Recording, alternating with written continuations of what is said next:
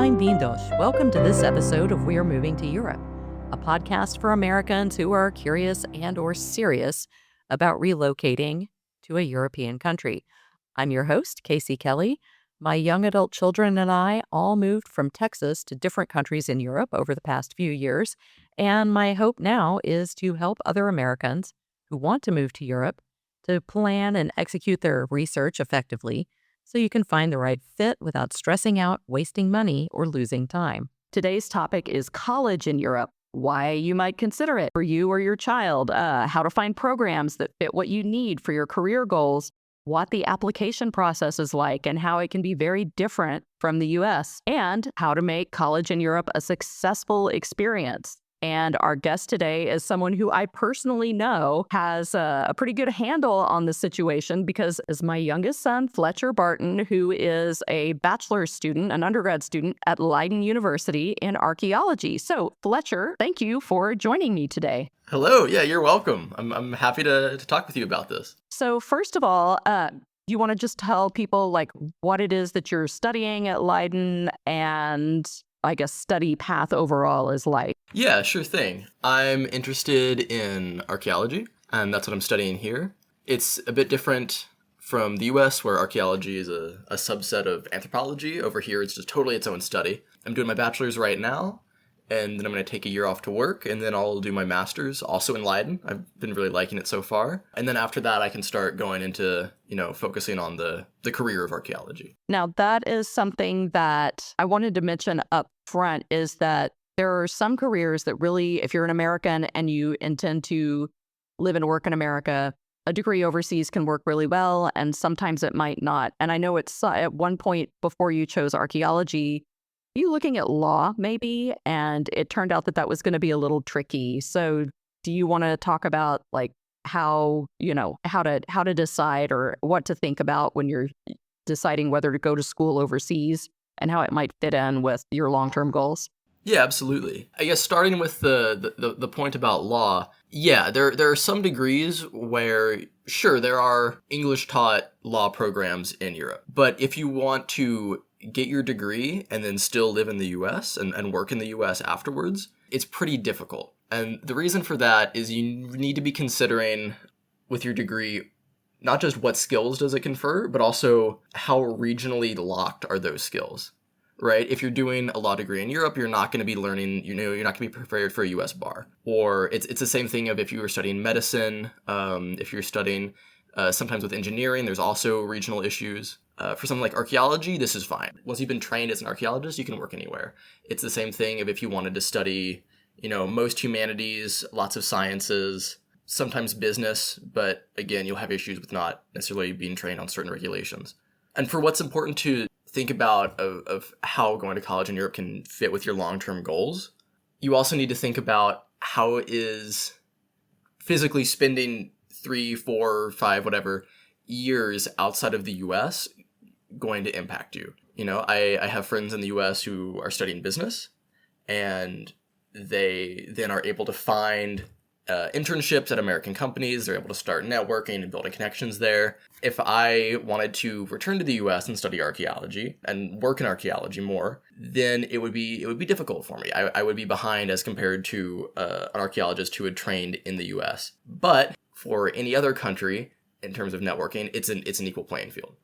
Then, if you, like me, don't plan to return to the US, you can then think more so about just what is the actual quality of the education without having to weigh in networking opportunities or specific internships in where you want to live. Right. Okay. So based on what you're saying, it sounds like it's really best for people who are either open to or committed to the idea of living and working either in the country where they go to university or in the region where that degree experience will apply. Yeah, absolutely. Okay. At what point should kids and their families be looking at like, what can I do with this degree from overseas, right? Like if you're going to be a CPA in the US or like you mentioned, a doctor or an attorney, you need to get pretty clear on that early, right?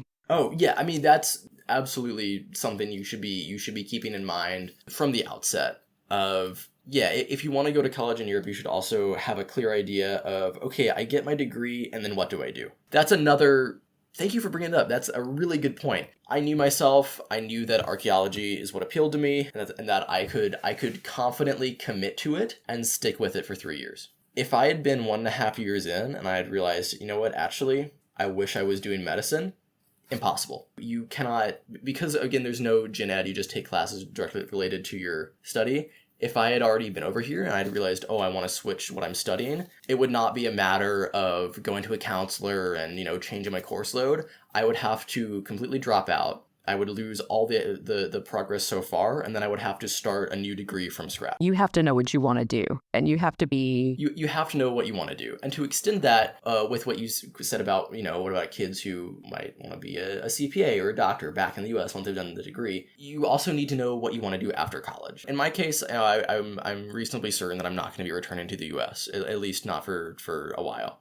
But if you know yourself and you say, okay, I want to get a degree over here, or I'd like to get a degree over here, but I know that I'm probably going to want to return to the US, or I want to leave the option open for myself of returning to the US, then yeah, you need to make sure that whatever training you get is transferable to the US. Because, there's a lot of, employers in the US who will say, okay, well, yes, you have studied business accounting, but you have not studied specifically American business accounting, and we're not interested in training you or taking the gamble that these skills truly are transferable. The best things for being able to transfer back to the US are humanities and like pure sciences, or anything where if you want to stick within academia, that's all really good. But biggest things like lawyer, doctor, engineer, that's going to be difficult. Anything where you're going to have to, I guess, have country-specific certifications or standards. Exactly. Yeah, exactly. Yeah. Okay. And then you mentioned the quality of education. And this is something I wanted to talk about.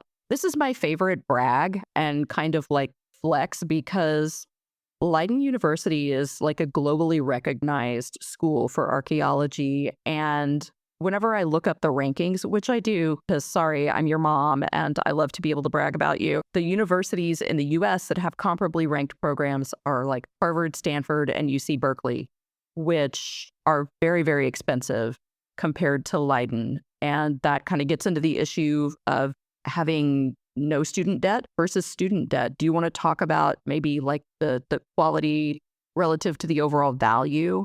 How do you feel like that's, sifting out for you? Yeah, absolutely. It's like you said, Leiden is one of the best universities in the world, specifically for archaeology. And like most colleges in Europe, it is much, much cheaper than a 4-year college degree in the US.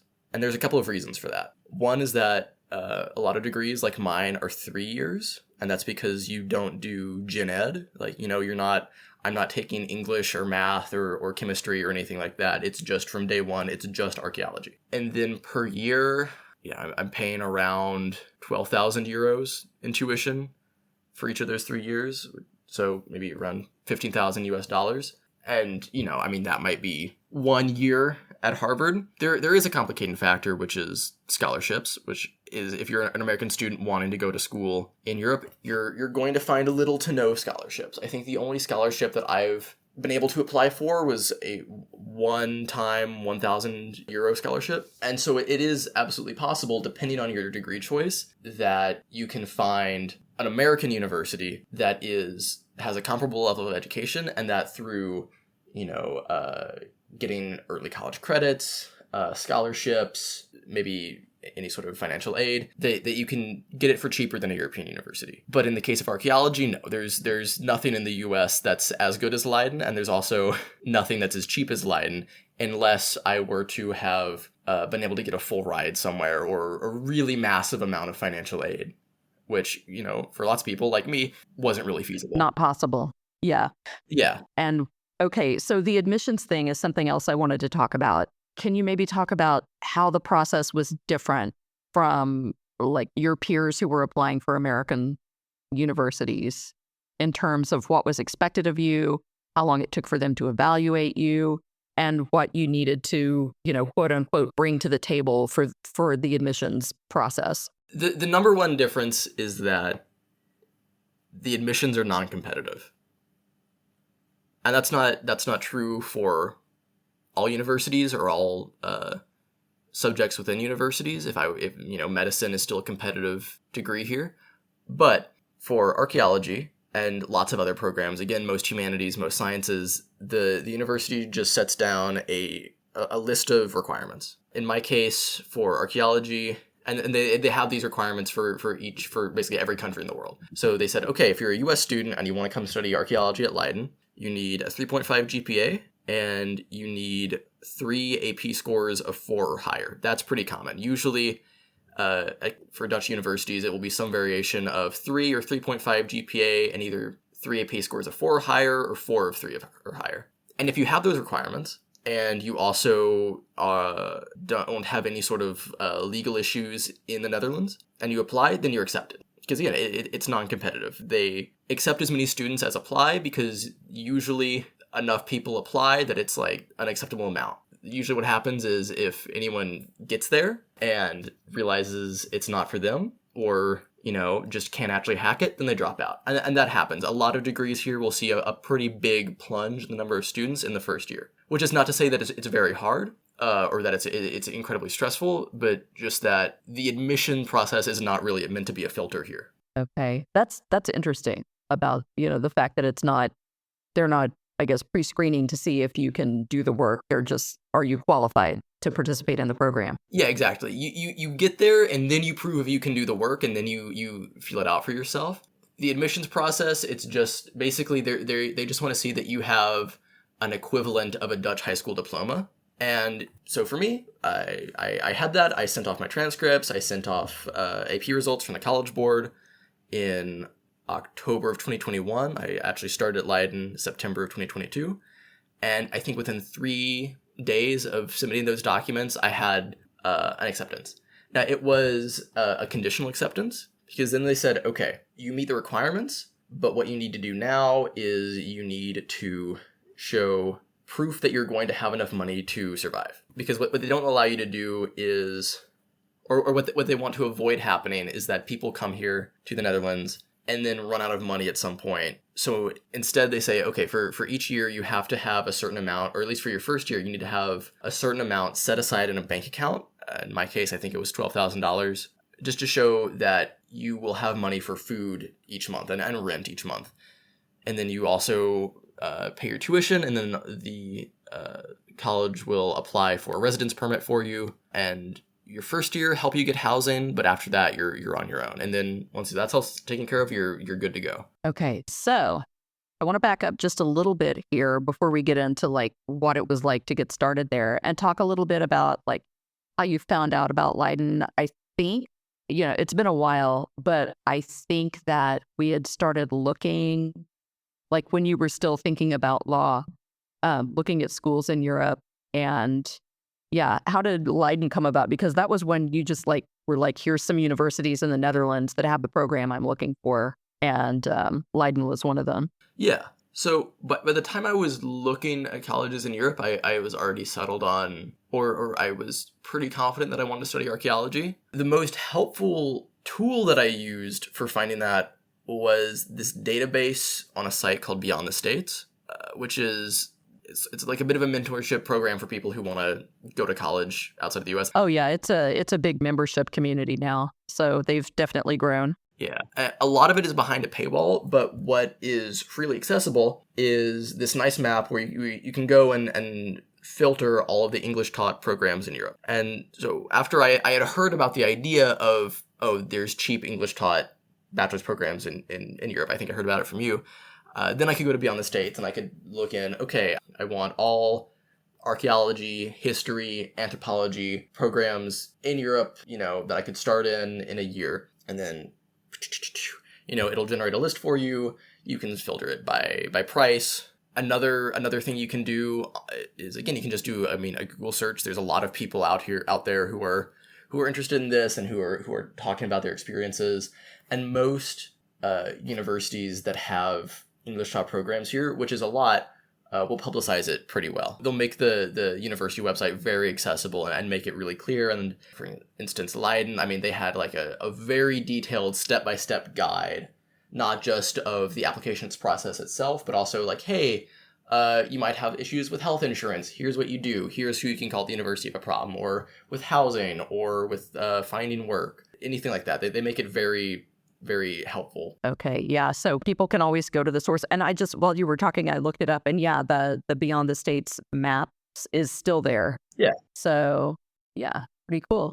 So I will add a link to that in the show notes for anybody who's interested in checking that out. And I will see if I can find the Leiden, the guide for international students, and drop that in there as well. Yeah, I can send that to you after the show. Thank you. So talk about what it was like for you to settle in, because a lot of people drive with their kids and drop them off at college. I didn't go. Your dad and stepmom flew over with you and helped you set up. And then I came like a week later, and I wasn't there very long. So, walk us through what that was like, being not just a student in a new school, but also in a new country and a new culture. Yeah. So I think first I should give some information about myself to contextualize it.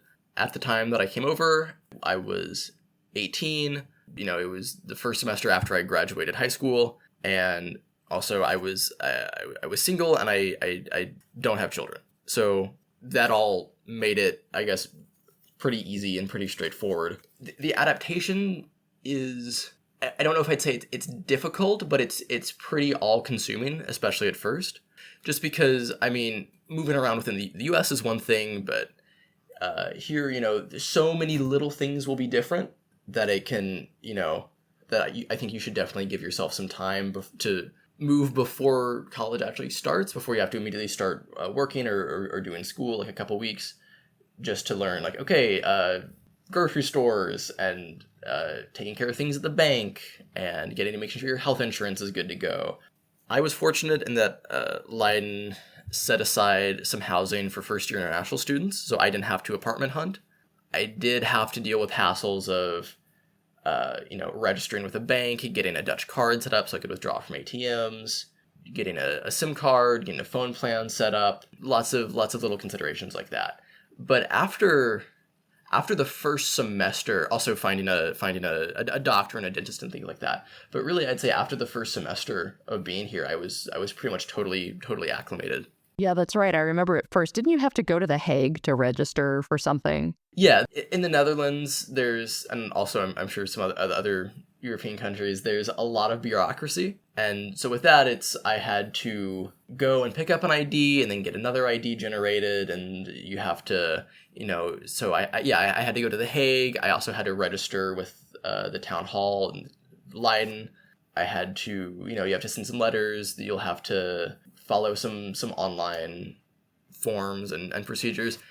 And so that's all a bit of a headache, but again, there will be a guide from the university on how to navigate that stuff. And if a particular university doesn't have that, then there will absolutely be some sort of international student helpline that you can call, and they'll assist you. Oh, that's awesome. Yeah, I had to register. I had to go take two people who would vouch for me when I moved to this town that I'm in now, so that I could get my address updated.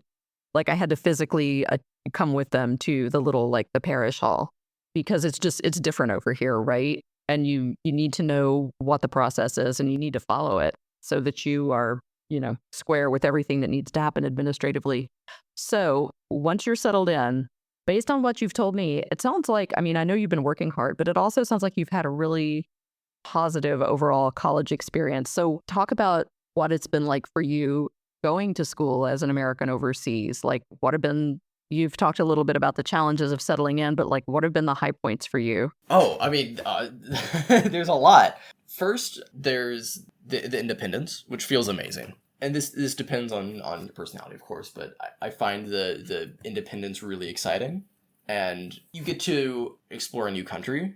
At my university, there's people from all over the world. I'd say in the archaeology program, it's maybe half Dutch people, but then, there's people from Indonesia and Germany and Chile and Spain and South Africa and everywhere. Well, obviously, at American universities, you get exposed to a lot of new things. I think that here, already being in a foreign culture and then getting to be surrounded by way more people from other foreign cultures. I only know a few Americans here.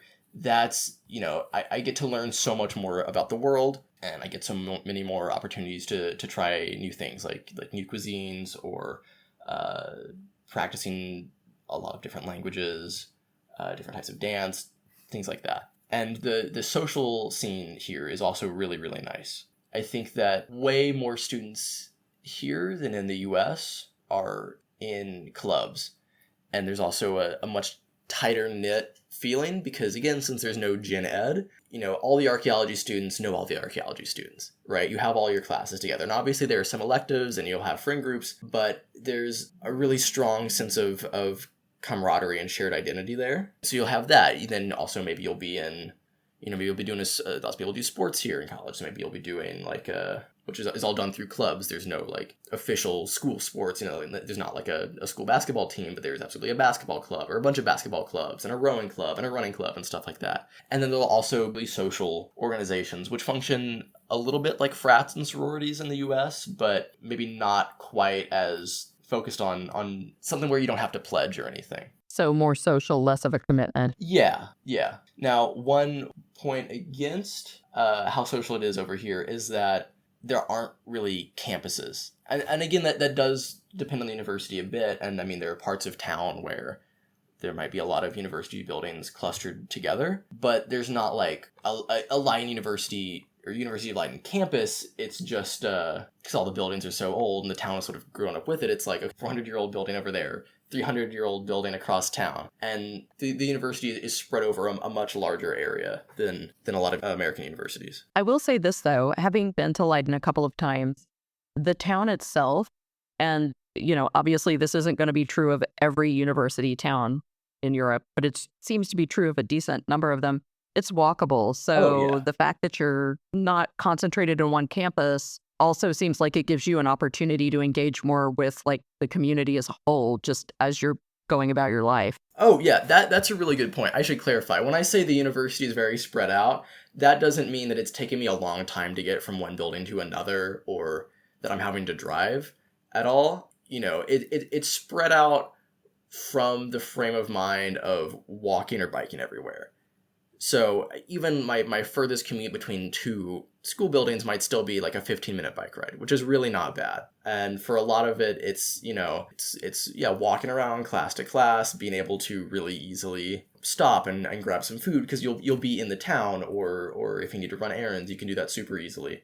Worst case, you might have to take a bus, or maybe one day a week you'll have a class that's like one city over, but it's all very interwoven with the city and it's very accessible. Right. And that kind of leads to the last thing I wanted to ask you about before we talk about advice. And that is the fact that, and especially in the Netherlands where the train system is pretty comprehensive and there's plenty of buses, you talk about how the experience of going to school where you are has given you access to more travel opportunities around Europe. Oh, yeah, for sure. I mean, to get from my front door to Schiphol Airport, the main airport in the Netherlands, that's maybe 35 minutes of, a 10-minute walk to the train station and then maybe a 25-minute train ride. That's very accessible. Or if I want to go to Belgium, again, I just have to walk over to the train station next to my house and then, maybe a 3-hour train and I'm in Belgium, 3 or 4 hour train. Or going back to the airport, right? You're going to have a lot of cheap flights all across Europe. You're also going to have rail accessibility. Traveling within the country is also, that's super easy. From where I am, there's nowhere in the country that's really more than 3 to 4 hours to get to by public transport.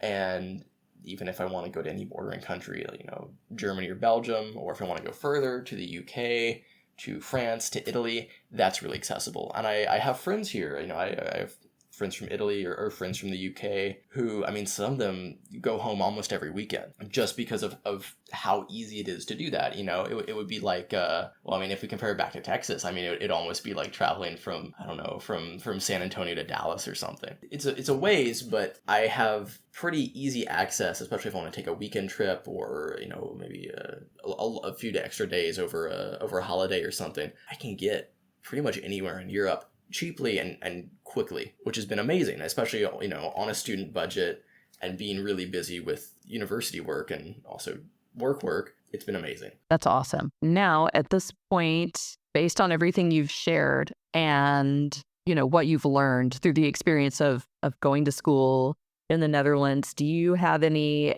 practical advice you would share for either maybe somebody who's in high school or, considering going to school? Because, you don't have to be a high school, a brand new graduate to go to college in Europe.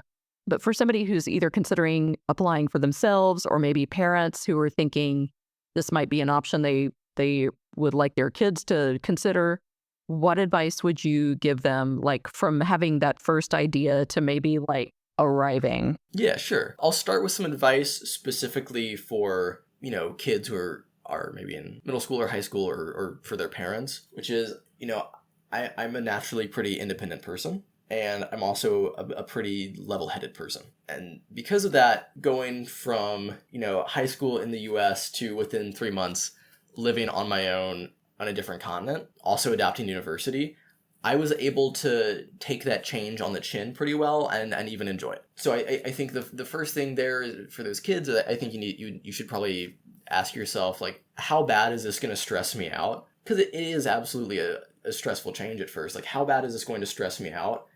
Am I going to enjoy this, or is this going to be something where I'm just going to be walking around like, oh man, what am I doing? But if you're pretty confident and if you're passionate about it and certain that, okay, I will, whatever happens, I will be okay, I will adapt, I can figure it out on my own, then yeah, I think you should absolutely get into it. The next thing you need to do is you need to see if what you want to study is taught in English over here. There are a lot of English taught programs, but there's also a lot of studies, and most universities do not have every study in English, For example, for archaeology, I think I had maybe across all of Europe 4 or 5 different options for English taught programs. And I mean, archaeology is a pretty niche subject, but if you have something that's even more niche, then the first step is just Googling, whatever you want to do. Okay, marine biology, English taught programs, and then you can go country by country or Europe as a whole, or the Beyond the States tool. And then if there are universities that are teaching your subject in English, then,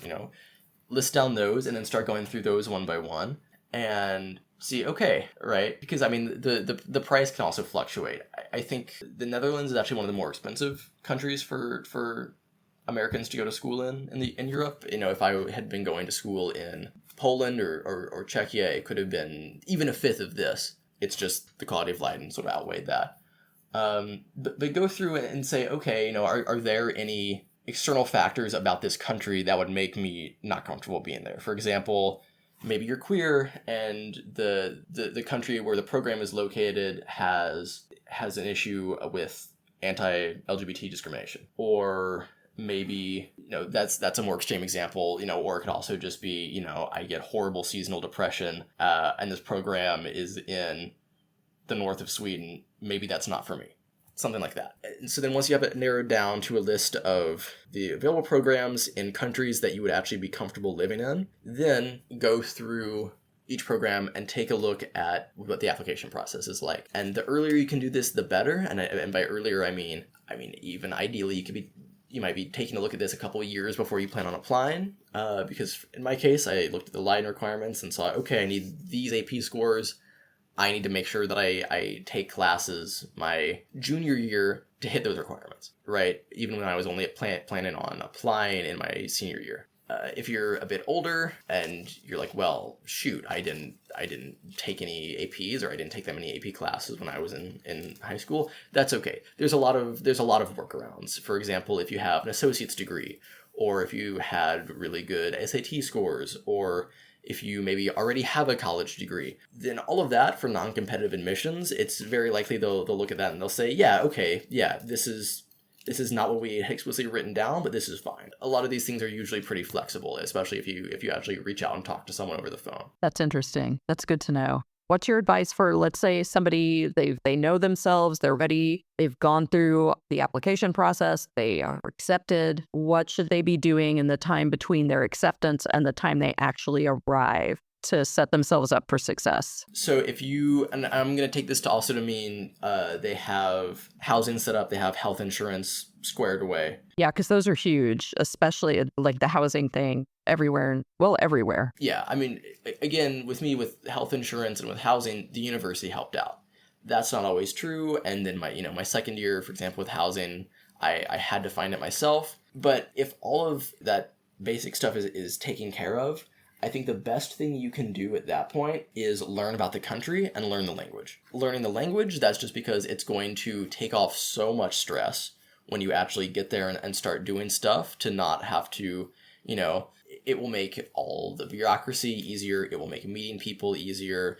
It will, when you're first there and you don't really know what you're doing and you have to ask a million questions to people about like, oh, where's this in the shop, or how do I get there, or how does this train work? It's going to be so much nicer if you speak the language. And the second thing is understanding and making sure you understand what else there is to do outside of just your degree. Researching what clubs are there, what activities are there, what hobbies can I pick up over here. All of that stuff will make your college experience a lot more enjoyable. And also, there will be some really unique stuff that you might not necessarily get. Again, right? I'm from the middle of Texas, and then over here there's, a lot of people windsurf, for instance, especially, there's like windsurfing clubs in college. That is an experience that I absolutely would not get at a Texas university. And so stuff like that, it's great to take advantage of. Another thing you should do, and another thing you should think about, is if you want to work during your study. And if so, researching, what skills you might need, or if there's any specific certifications you might need. And also, I should mention this, I should mention it earlier. With the residence permit that I got to come and study here, I didn't need a visa, but I did need a residence permit to say that, for if I travel in and out of the country, to say, hey, I'm allowed to keep getting let in. Is that while that residence permit allows me to stay here for the duration of my study, it does put a cap on how much I can work. I can only work 16 hours a week, and companies need to fill a lot of extra paperwork in order to hire me, which absolutely puts off employers. I have a job now, but I have had tons of job interviews where they've said, hey, you're great, but, we want someone who can be more flexible with how much they work in a week, or someone where we just don't need to deal with paperwork because, we're worried we might get it wrong. And so that's also something that you need to research and be realistic about with yourself. If you want to work, or if you're going to need to work, making sure that you will actually be able to find a job, and trying to get a sense of whether or not that'd be possible before you even go. What about food? I have to ask about food. What should people be doing to get their mind around food differences? Because okay. Yeah. That's very country dependent. If I was going to college in Italy, oh man, there's very little you have to do to get your head around the food differences, because, again, back to the thing of, there not being a campus, there's also not a campus cafeteria or anything, or I'm not getting meal credits from the university. So I cook for myself most of my meals. And in that sense, I get a lot of control over what I eat, and I eat a lot of the same things I did in Texas. But yeah, of course, there will be differences in restaurants or what's in stores. For example, I have a really hard time finding good peppers over here. There'll be some differences in produce. There will be different products available. There's a lot more. Also, there's a big Indonesian influence on the Netherlands, so there's a lot of things like peanut-based sauces, or there's just totally different spices from what we have in the US, which is exciting for me because I like trying the new stuff. But if you're someone who is a very picky eater, or who has some really serious dietary restrictions, or who's just really attached to like certain meals and certain flavors, and it's like a really big comfort for you, take a look at some supermarkets, like the websites of some supermarkets in the country you're thinking about, and there'll also absolutely be forums and subreddits. And I think, for example, Leiden has a thing that lets you ask questions to current students, and you can absolutely use those to also ask, like, hey, like, is X thing available over here, or what's a good replacement? Because you will absolutely have to change your recipes and have to change what you eat, at least a little bit. Not a complete revamp, but yeah, it's a good thing to consider. Okay, cool. Yeah. I think that's it, unless there was anything else you wanted to share, anything we didn't cover that you think is important for people to keep in mind. I think we've covered everything. Yeah. I mean, this is the advice that, I would give to my younger self as well. Yeah. All right. Well, thank you for a great conversation and for making time. I know you're super busy, and I appreciate you making time to talk to me about this and share all this information. Yeah. Thank you so much for joining us today. You're welcome. That's all for now. Thank you for listening to We're Moving to Europe, a podcast for Americans who are curious and or serious about relocating to a European country. I'm your host, Casey Kelly. Our producer and editor is Magdalena Lass, and our music was composed by Sage Barton. For more resources and to join the conversation, connect with us on Substack at We're Moving to Europe.